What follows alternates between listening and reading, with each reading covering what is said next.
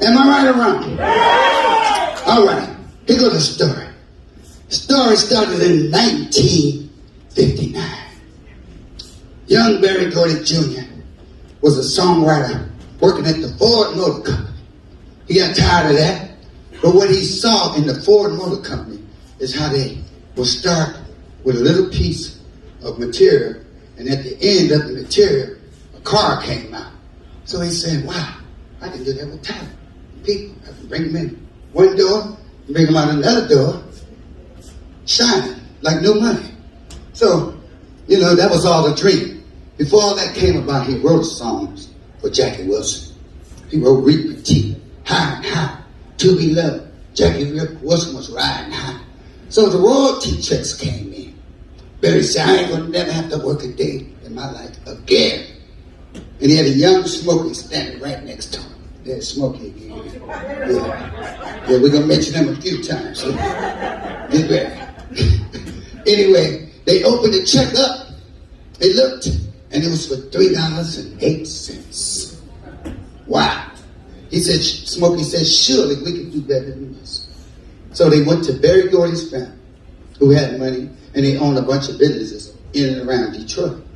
So they loaned Barry $800.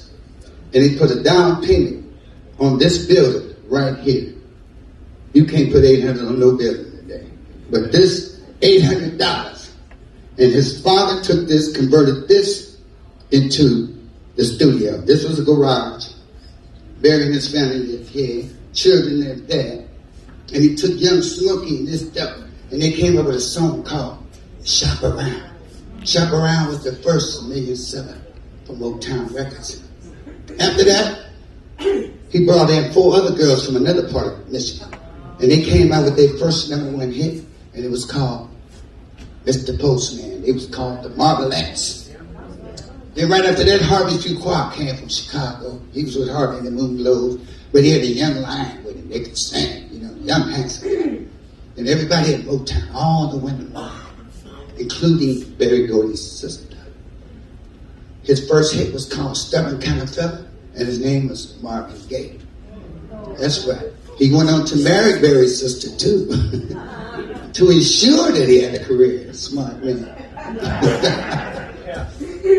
Then you had 5 tempting young guys outside playing football, trying to impress all the girls. They walked in, they did their audition. And they said, Barry, did you like it? He said, no, I loved it.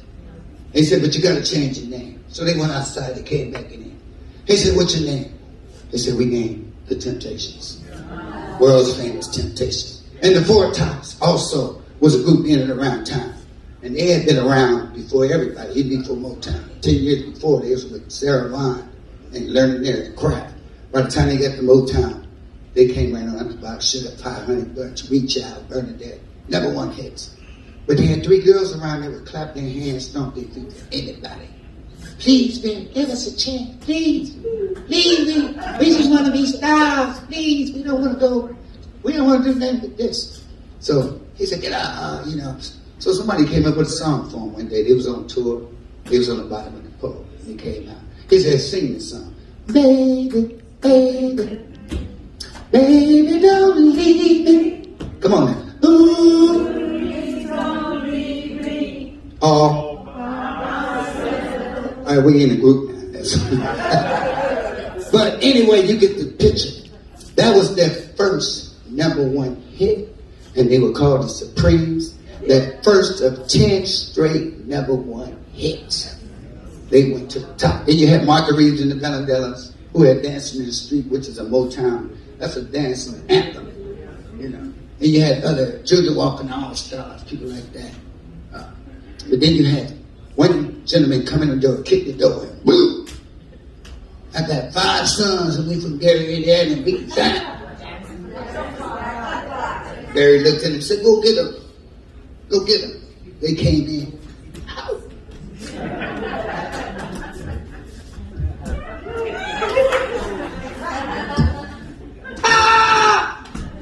Barry said, I want it. Got to have it. They came out with 4 straight #1 hits right out the box. And that group became the Jackson 5. There was another writer there, and he was writing for everybody too. Last but not least.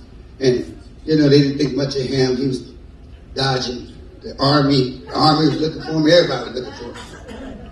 But he went to Motown and signed a deal and came out with Silver Freak, Silver Freak. We talking about Rick James, y'all. Ladies and gentlemen, that's the legacy of Motown Records.